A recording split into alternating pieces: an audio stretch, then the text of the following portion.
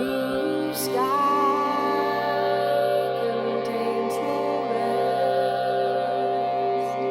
Ancient roads stand thin and proud, like people shuffling through a crowd. And here I stand, so small and far, singing to a single star. Welcome to Seeking the Light of a Thousand Suns, where we explore the magical and the mystical in our everyday lives. In today's episode, we're diving into the essential element of water. The elements influence every aspect of our daily lives. Whether you're seeking balance, inspiration, or a deeper connection to the universe, understanding and working with these elements can be transformative. Imagine harnessing the grounding stability of earth, the creative spark of fire, the fluidity of water, and the clarity of air. And let's not forget spirit, the unifying force that connects us to the divine and unseen energies. So light your candles, grab a cup of tea, and settle in as we embark on this elemental journey together. Let's discover how to bring the magic of water into your everyday living. Hi, Maya. Hi, Gia. I spent Was- a lot of time near water today. Did you really? Are Yeah, you by the yeah, ocean? by the ocean. Yeah, Oh, nice. it was I a bet the hot one. was it? Yes, What's the temperature? I'm not sure what it is now, but it was a hot one today. It's been disgusting up here, like swampy. Ooh. Ew. Oh, that swampiness. So yeah, water. So, water, it represents like emotions, intuition, your subconscious mind. It's associated with healing, purification, clarity, and the flow of life. Understanding and working with the water element can enhance your emotional intelligence, deepen your intuition, and bring about healing and renewal. So some of the symbolism and attributes for water are on the pentacle, the water symbol is often depicted as a downward pointing triangle. The colors are not all inclusive for these as well. Blue, silver, turquoise. Turquoise is actually one of my favorites. For the animals, you've got dolphins, fish, frogs, plants, watery plants like the lotus, willow, and seaweed. The stones, aquamarine, moonstone, and blue slag agate. And the direction for water is west. I would say that one of my favorite water stones is the blue lace agate by far. Really? Yeah, whenever I do like chakra balancing and throat chakra healing and such, blue lace agate is my first go to. Second one Um, is kyanite, Ooh, the blue kyanite. kyanite. Mm. That's a pretty one. And I love aquamarine and moonstone. They're some of my favorite water stones. I have to hydrate. Some of the water attributes are emotions, intuitive, adaptability. I love that adaptability part. A lot of times, if I'm using water in like ritual or spell work, it will be for adaptability because you can clear blockages with water by that with that adaptability instead of going against the flow. It helps you remove blockages so that you can go with the flow um, instead of having something blocking your path. Yes. The energy can be receptive, nurturing, calming. The season is autumn. Time of day is dusk. Some of the water zodiac signs are Cancer, Scorpio, and Pisces. One of the chakras is the sacral chakra. I'm sure that's because that's where like the womb and stuff such is. But also the throat chakra. Oh,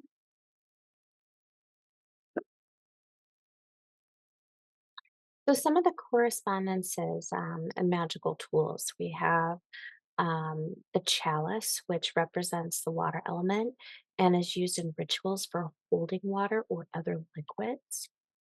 The cauldron, used for scrying and mixing potions. Cauldrons are like my go to. For shells symbolize the ocean and are used in altar decoration and rituals. So, like the cauldron and the chalice, they're a representation of water because they're cups.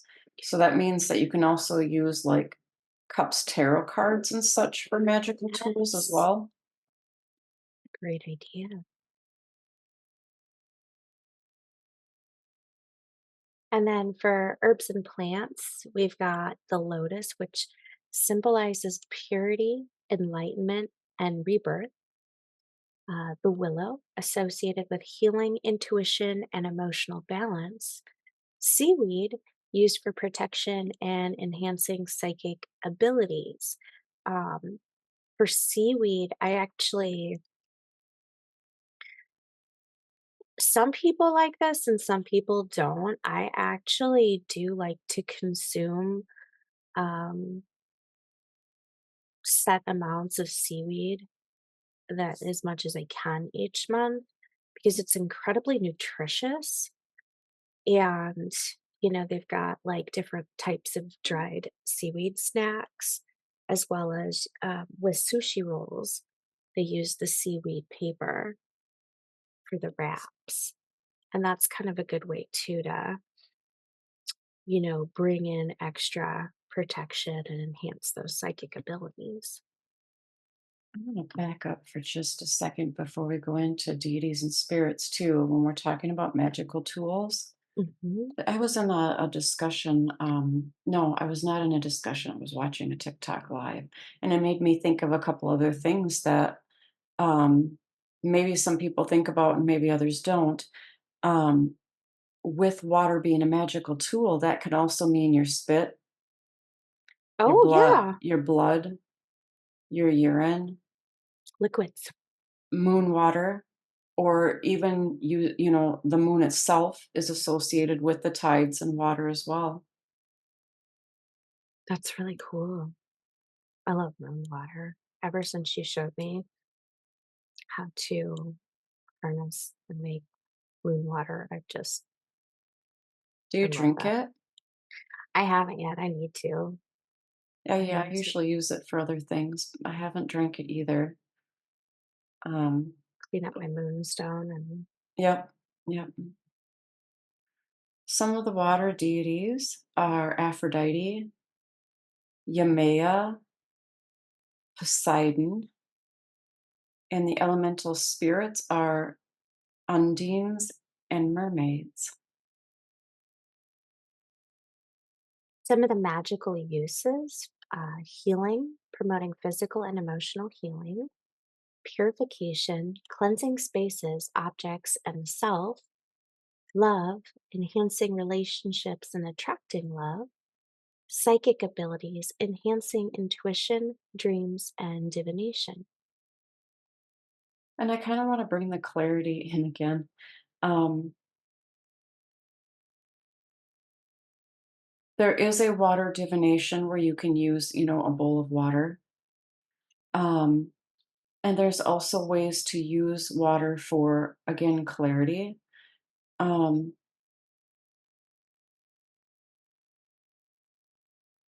so that could be like pre-ritual or like pre-spell type uses, as far Mhm. as clarity goes, or just in your daily life as well. Um, One of my favorite clarity meditations is looking in Hecate's cauldron, um, Mm. where you, for clarity, she's the crossroads and torch bringer. And Mhm. in meditation, you can walk up to her cauldron and you can gaze into it and use that as a divination for clarity. I'm gonna have to do that. I'm gonna try that meditation. That's what I have in my background right now. That's what made me think of it. Yes. It is a good meditation. And actually any goddess that, you know, is a keeper of cauldron or truths, you know, would work. Mhm. But my favorite was because the actual part of the meditation where I got to the cauldron was amazingly different than what I would have expected. Um, it kind of came to life in a different way than what I would think, when I think of what I would expect out of a cauldron meditation. And that's why I would recommend it. Try to. Mm. So we've got our spell work examples here. Um, you don't need to hold on to these verbatim. Um, we'll add some additional information and clarity throughout. So get ready here. Our first is a healing bath ritual. The purpose of this is to promote physical and emotional healing. Materials needed: sea salt, lavender essential oil, and a piece of aquamarine. The steps are: draw a warm bath and add a handful of sea salt and a few drops of lavender essential oil. Hold the aquamarine in your hands and charge it with your intention for healing. Place the aquamarine in the bath water and immerse yourself in the water. While you're in the bath, visualize the water cleansing and healing you, absorbing all negative energy. Stay in the bath for as long as you feel necessary. Um, Grab the aquamarine stone, then drain the water, imagining all negativity leaving with it. You can also make lavender scented Epsom salt, or you can actually buy lavender Epsom salts. Um, One of my favorite pre ritual healing baths was using hyssop. You would Mm. draw the bath water. Um, I believe there was a time where I threw rose petals in there too, along with it. But hyssop is really good for pre ritual bath cleansing and healing. It has a lot of magical properties to it. Um, this one is a good one. Um, I wouldn't get too hung up on sea salt if you don't have it, but it should be something in your witch toolbox. Sea salt. Just buy a container of the Morton's sea salt because you can use it for cleaning crystals. You can use it in ritual baths. You can use it for um, protection. By sprinkling it in doorways and windowsills, and there's so many uses for it. I highly recommend that being in the witch toolbox. So, our next spell here is a purification spell. The purpose is to cleanse a space or object. The materials needed are a bowl of water, a sprig of rosemary, and a blue candle. The steps are: light the blue candle and place the bowl of water and rosemary sprig in front of it. Dip the rosemary in the water and sprinkle it sprinkle it around the space or over the object you wish to purify. As you do this, say, water cleanse and purify, wash away all negativity. Visualize the space or object being filled with the pure blue light. When finished, extinguish the candle and discard the water outdoors. And actually, this spell can be repurposed for a lot of different intentions because rosemary is like an all purpose herb. Um, Yes. it has all types of healing and protection properties. You can also change the color um, that you're, visualizing to any of the color therapy choices, depending on what you want to be the outcome. So um, I still haven't put the color wheels into the Facebook group. I will do that. An example would be if you wanted this to, um, let's say, bring sunshine or happiness. I'm just throwing something out there, like off the top of my head. Um, you could do a bowl of water, a sprig of rosemary. You can do a white or yellow candle, um, and then you can sprinkle it around your space. Also, Florida water is good for that too. But then when you Mm. would visualize a space or object being filled with a color, you're going to want to use yellow. Of course, this one here was blue because we're working with water in this element, but it can be used multi-purposely.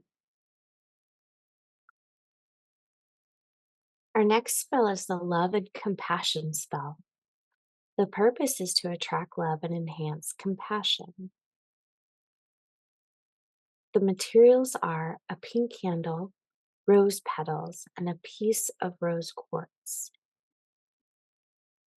Light the pink candle and scatter the rose petals around it. Hold the rose quartz and focus on feelings of love and compassion. Say, water flow through me, bringing love and compassion to my heart. Visualize a gentle stream of water flowing over the rose quartz, carrying love and compassion into your life. Keep the rose quartz with you to maintain this loving energy. I like this one. I do too. Um, you can also use the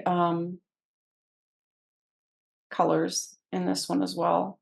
When it says visualize a gentle stream of water, it can be colored water. It doesn't have to be clear Mm. water. And if you don't have a pink candle, again, white would be a good substitute. One of the past episodes, we recommended just getting a pack of birthday candles at the dollar store. So you have Mhm. a variety of colors, and then you would light the flat end of it for a few seconds to melt the bottom so you can stick it on a plate or on a surface to stay standing upright. Mhm.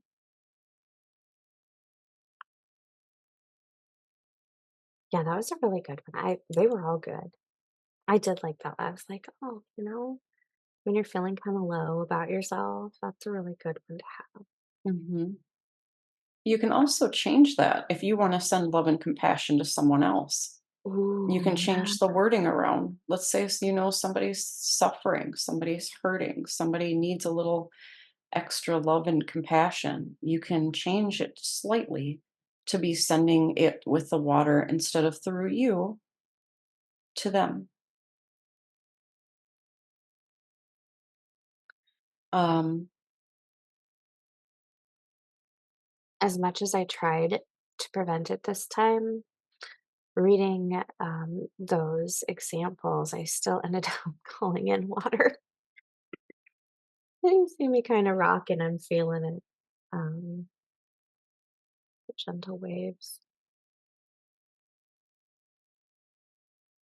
yeah, some of the things that, and don't forget, charging water is also good for cleansing and consecrating your ritual tools.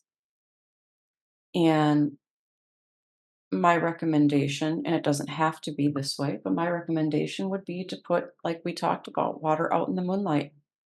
Let it Mm, sit out overnight at a full moon, and um, the water will get charged with the full moon energies. And then when you cleanse and consecrate your altar tools, you can use the moon water for that and get that little extra oomph in the cleansing and consecrating of your tools. You can also use water to draw sigils and binding runes and such, like on windows, on mirrors. Oh, that's another thing. a great idea. Windows and mirrors and things like that are also considered more water than the other elements. Um, so yeah, if you wanted to do a home protection or any certain type of energy, you can put oils or water on your finger and draw it on things.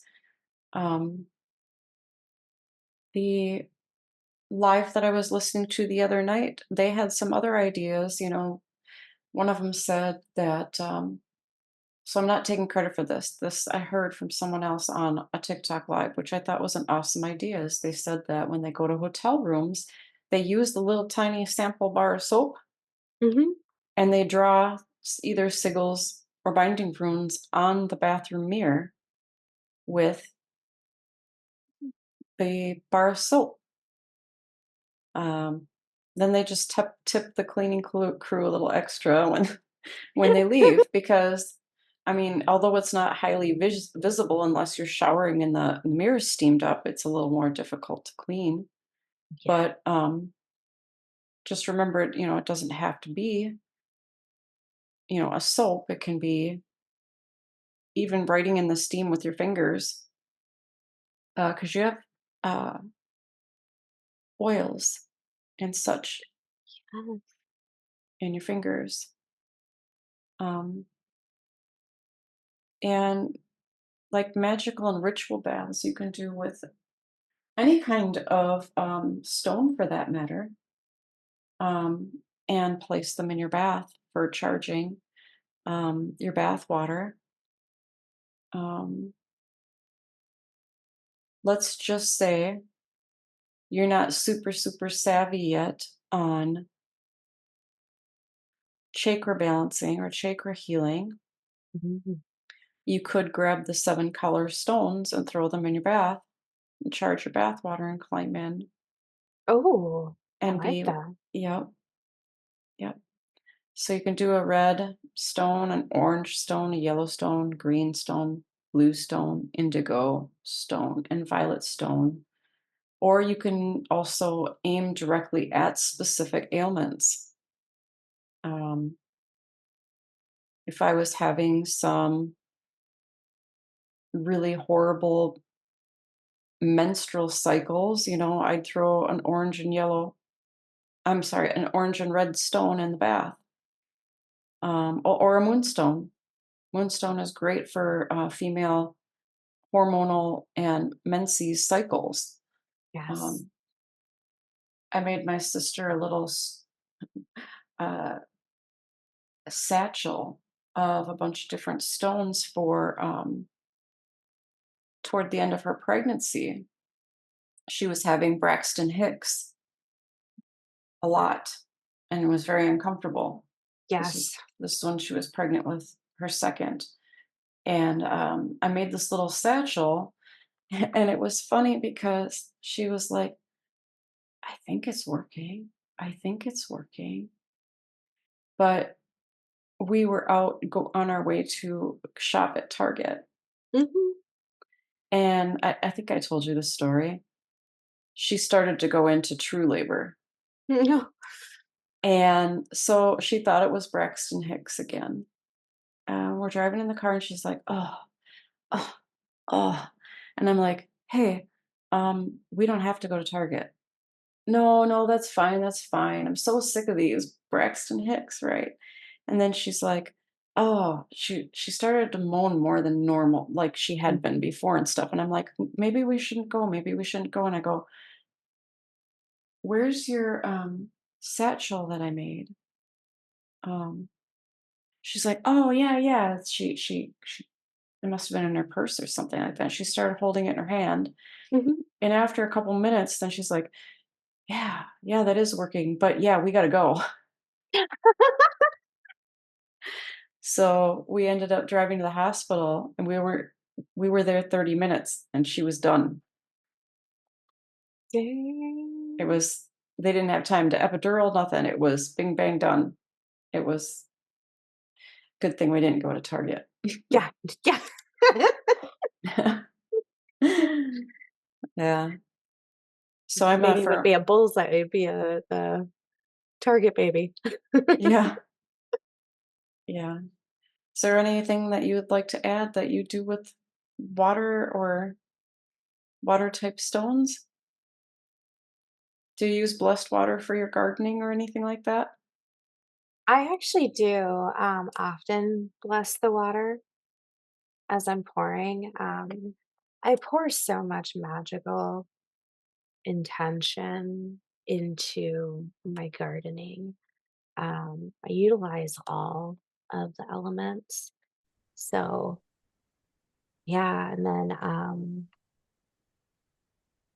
moon water though, that's something I'd love to I need to add that. That would be great to add in the garden at night, and put a good intention in there of protection to protect the roots. I'm kind of a water junkie.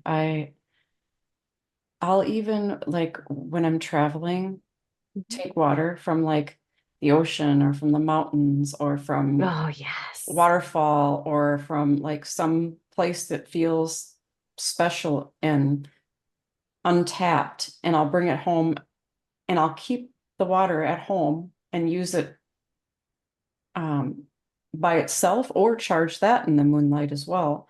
So like Mhm. I had some water from Seven Falls, some water from Yes. a couple oceans, um, it just it doesn't have to be that way, but to me feels more magical. Mhm. It feels more special because it's coming from a more Pure natural source. place, Yeah. right? Not as much pollution and such. Yeah. Or additives in it. Hmm. So we talked a little bit about charging water with stones, Mhm. but we really didn't talk about how you can charge water without stones or what we were referring to as blessing water. Yes. Um, so we should touch on that a little bit. And then I also want all the little witchlings out there to think about as we're talking about charging water and changing water and stuff like that, what you do when you pee in the pool.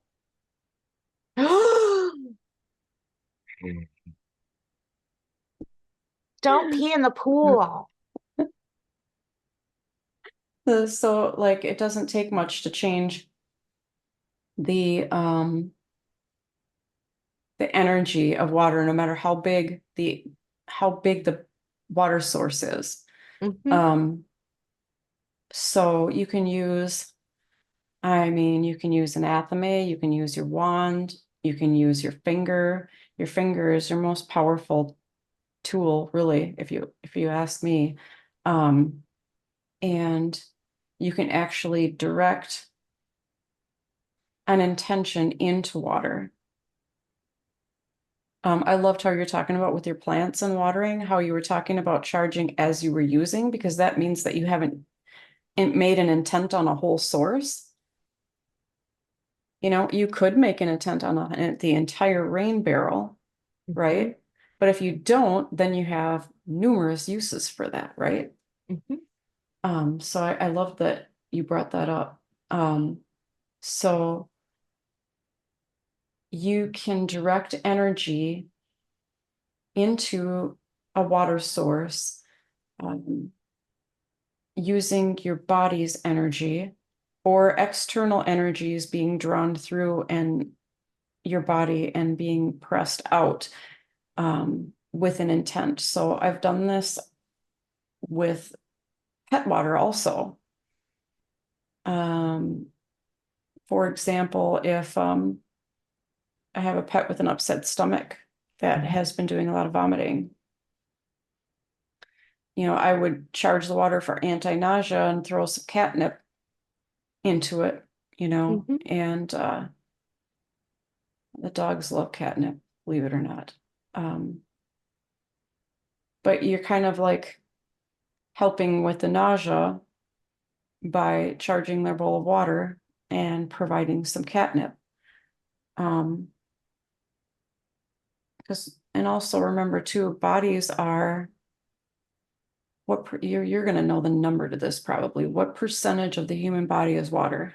A lot of people say it's like 80%. Really, it's a little bit lower, but it is the majority of the human body is made up of liquid, of water.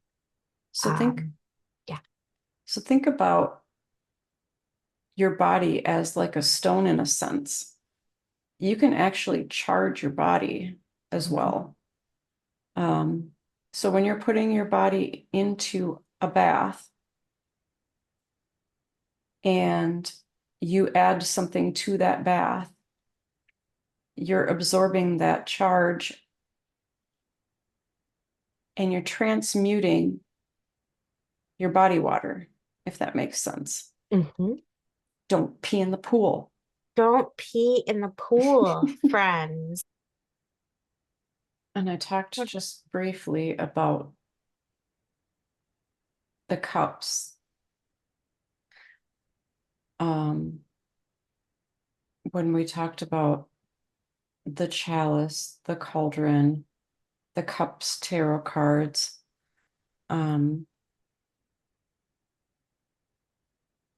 they're all considered water because they're in the shape of a womb. Well, sort of in the shape of a womb. And also symbolism of the goddess as well.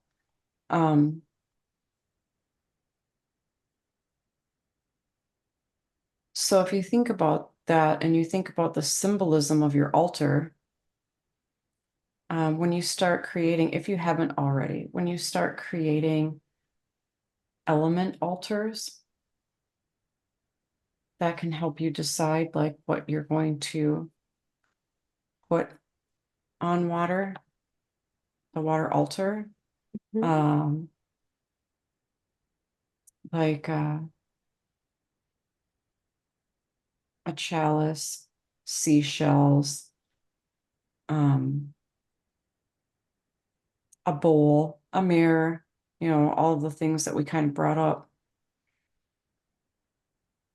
So in conclusion, for today, the water element in magic is a powerful force for emotional healing, intuition, and purification.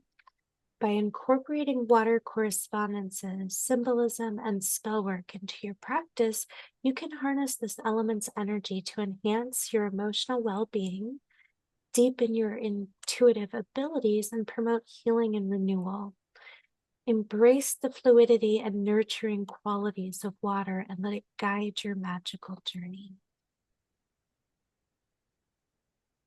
Thank you for joining us on this elemental adventure.